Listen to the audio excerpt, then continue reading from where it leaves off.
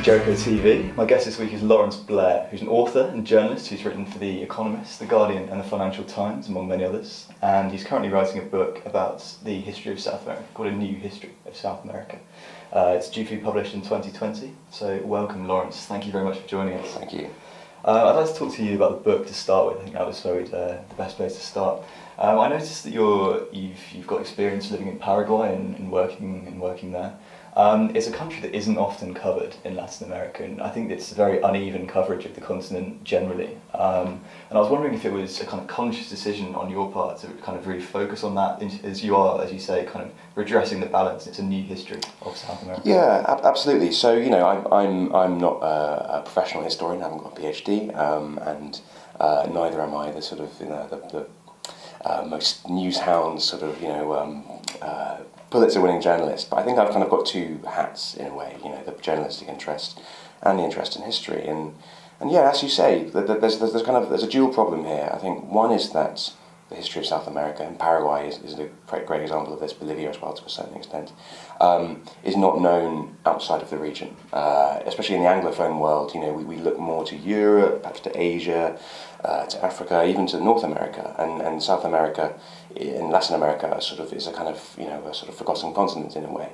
But also within these countries as well, there's a sort of an amnesia and often a sort of misunderstanding or a partial understanding of what their history is, and that's often through no fault of their own. And even in Britain, we struggle to really get to grips with our own history. There are stories and narratives we tell ourselves, and in Paraguay, in fact, just this week, there's a sort of minor spat going on in the Paraguayan press about whether or not their experience of a war in the 1860s, against Brazil and Argentina was a genocide or not. Because there are all kinds of atrocities in the Triple Alliance War perpetrated by Brazil and Argentina, disease, massacres, you name it, a real cataclysmic kind of war.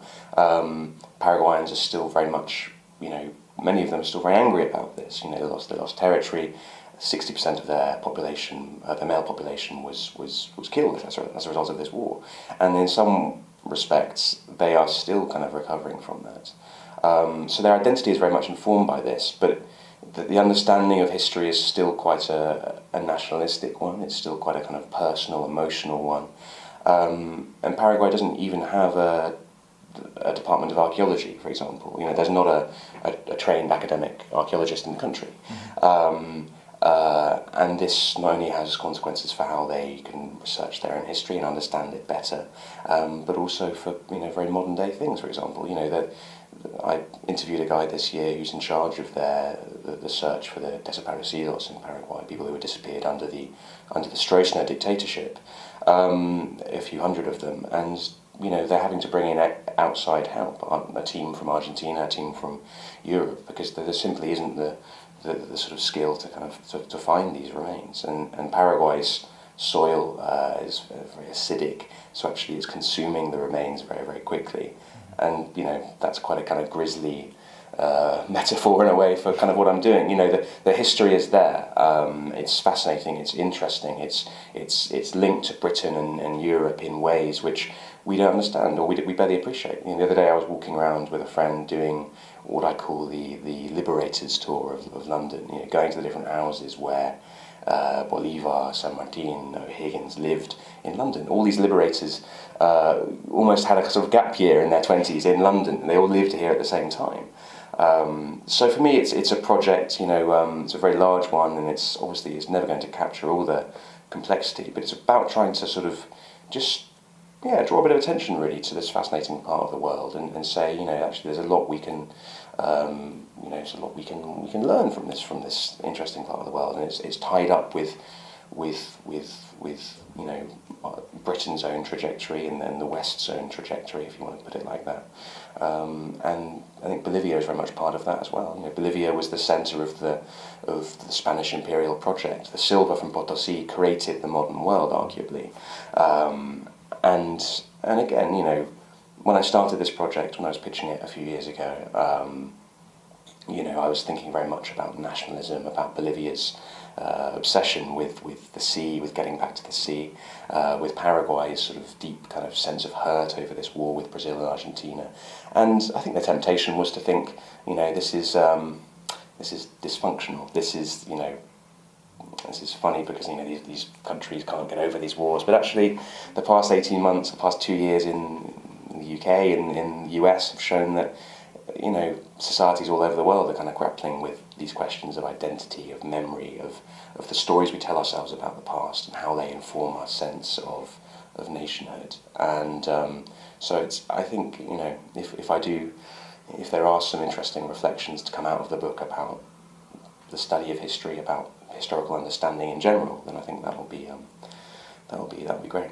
Mm-hmm. Do you think there's a sort of disconnect then between sort of current affairs and kind of what's gone on before? Because there's in lots of Latin American countries that have suffered through dictatorship, and you have these kind of big historical memory centres, and there's one in Colombia at the moment which is gained a lot of notoriety recently. I mean, it's existed for a long time, but I think people have started to kind of use their archives and really, because obviously there's peace in Colombia now, albeit for perhaps not that long. Sure. And we're looking now at kind of moving past that. I think a lot of these countries, do you think there is a kind of reluctance to look backwards before you kind of analyse current affairs, or do you think in Latin America that isn't the case? Yeah, I think that's true. I think that there's a lot of, especially for recent history, there's a lot of sort of painful memories there, and a lot of very difficult things to come to terms with. In Paraguay, the Colorado Party, which was Stroessner's party, has been in power for all but I think 3 of the past 72 years or so. So if you dig too deeply into that, it begins to throw up some very painful questions, and economic questions. The distribution of land, distribution of wealth, treatment of indigenous peoples.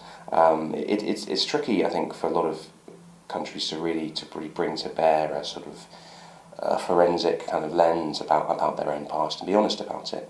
One of the part of my book research this year was sort of retracing a campaign in 1817 made by José de San Martín, who was the Argentine liberator.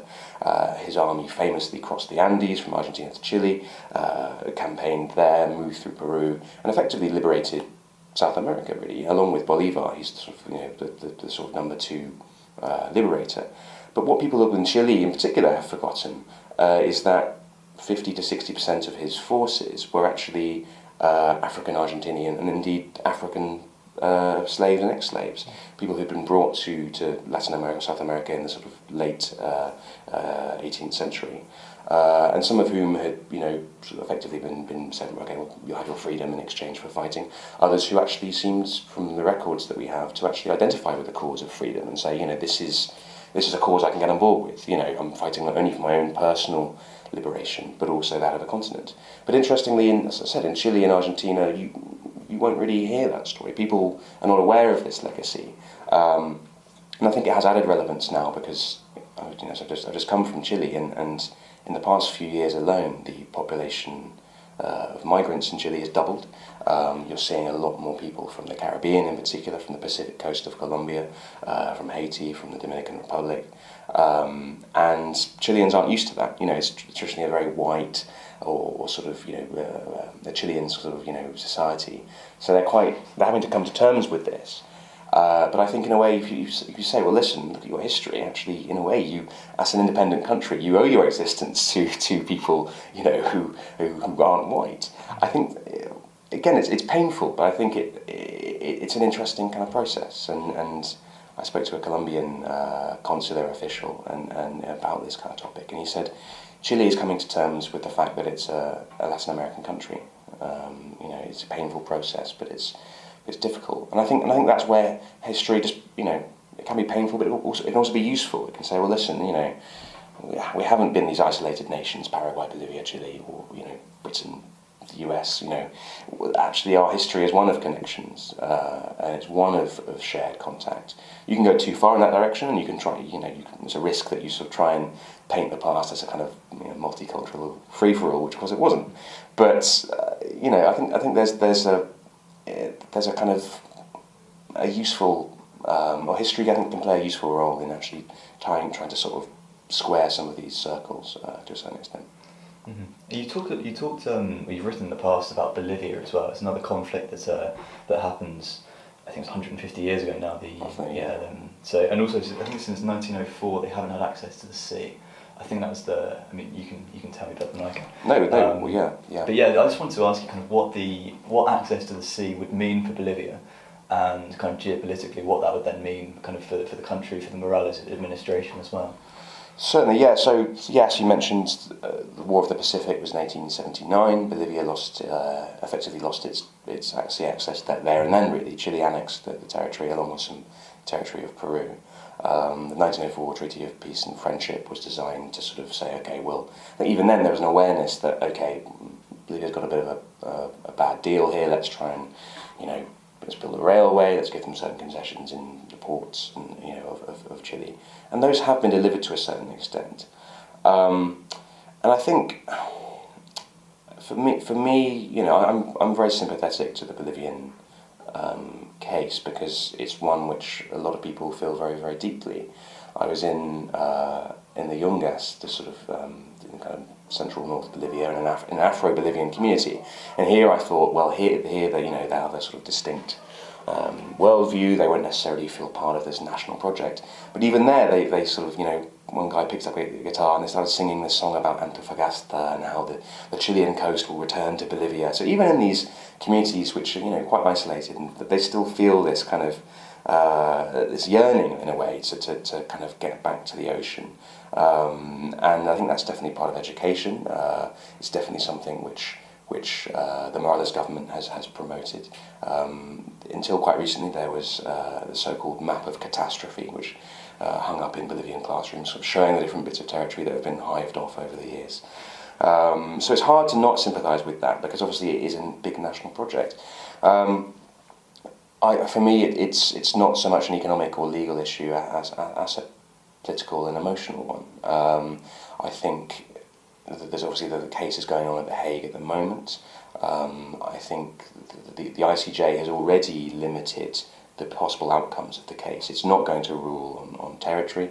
In the best case scenario for Bolivia, it will rule that Chile has created an obligation to negotiate. Not about what, not for how long. So I think in a way that the ICJ case has been very good for Bolivia internationally. It's raised its image, it's kind of raised the profile of the case. I think the only way to really solve it is for Bolivia and Chile to get around the table, and for actually Bolivia to go on more of a charm offensive against Chile, because Chile kind of really holds all the cards. Perhaps if Bolivian gas becomes more in demand, or suddenly, Bolivian lithium is discovered to be of higher grade than that of Chile, although I don't think that's likely. There might be a sort of slight turn in the books, but at the moment Chile holds the cards. And my fear, as someone who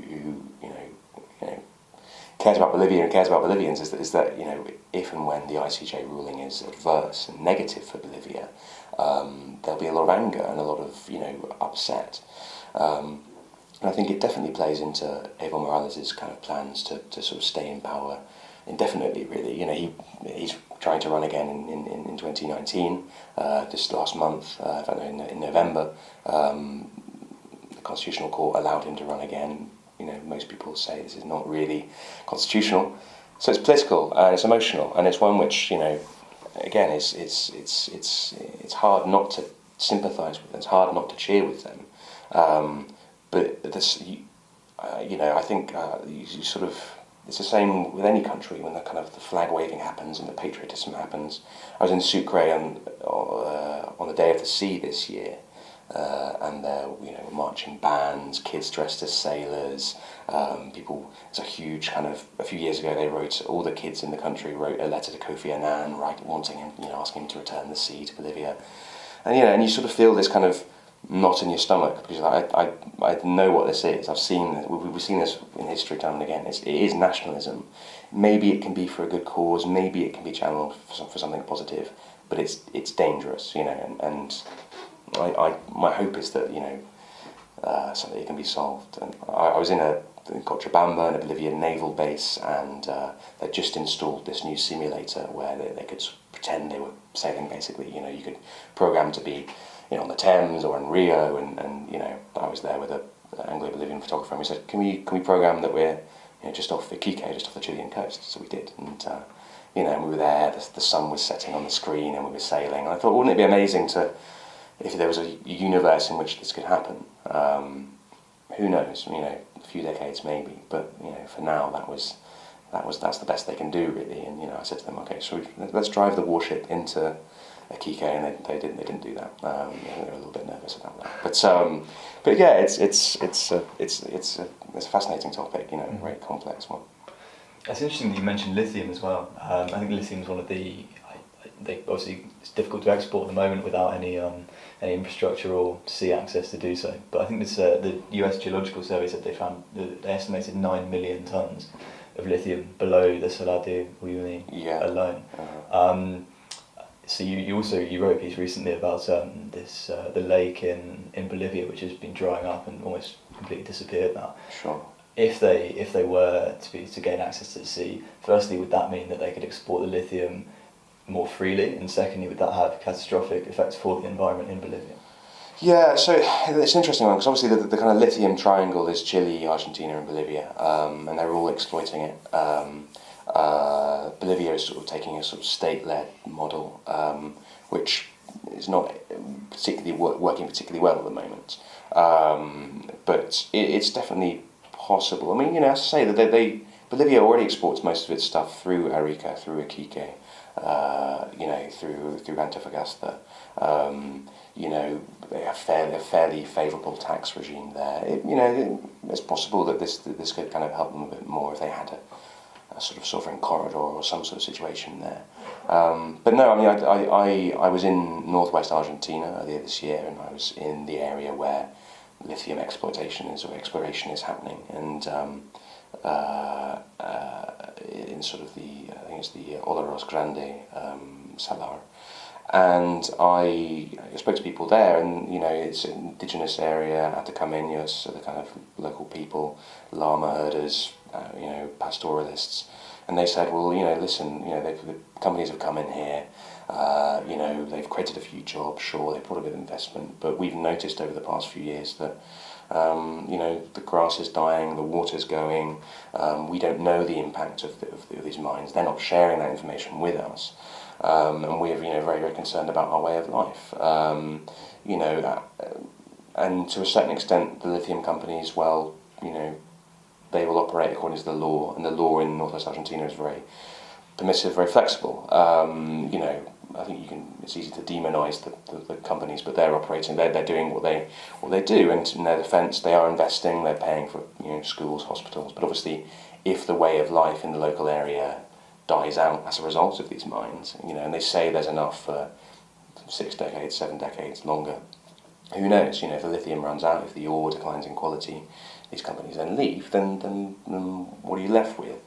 I think it's one which, and actually, despite being in this very isolated place, these Atacameños said, well, you've been in contact with people in Bolivia, been in contact with people in Chile who have felt the effects of these mines, and we don't want to go that same way. We know we're in a minority. We know that it's very difficult for us to stand up to this kind of thing, because it's the future, and there's a massive demand. As you know, lithium is the demand for it's taken off massively.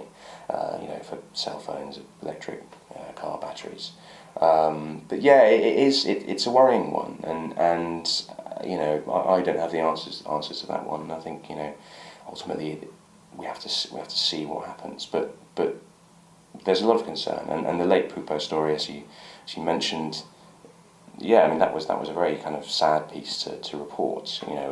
Ancient sea, about 2,500 square kilometers. The Uru Muratos, who are the culture that live around it, have been there for a millennium, 2 millennia. They predate the Inca. A way of life based around fishing. They don't even hold any land, because their way of life was we could fish and barter our products.